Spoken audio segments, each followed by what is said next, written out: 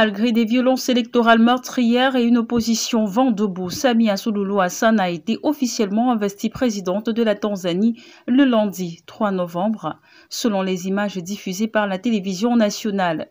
Moi, Samia Suluhu Hassan, jure de remplir mes fonctions de présidente de la République avec diligence et un cœur sincère, a déclaré la chef de l'État. Propulsée à la tête du pays en 2021 après le décès de John Magufuli, la dirigeante tanzanienne avait d'abord promis d'assouplir les restrictions héritées de son prédécesseur avant d'être accusée ces dernières années d'avoir instauré une répression politique de plus en plus sévère.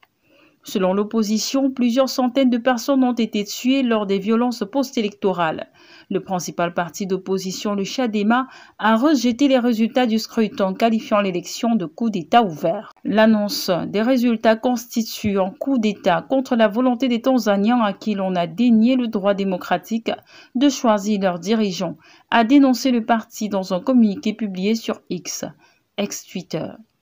La commission électorale a proclamé Samia Suluhu Hassan victorieuse avec 97,66% des voix, soit plus de 31,9 millions de suffrages sur 32,7 millions exprimés, lui garantissant ainsi un second mandat.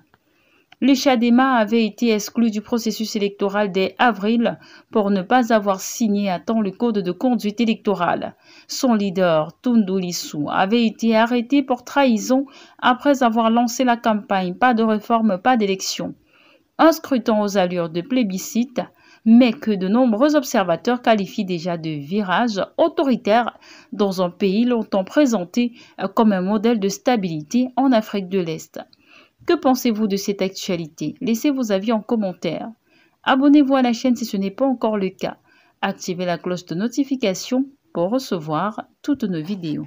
N'oubliez surtout pas de visiter notre site d'information www.filiradar.com.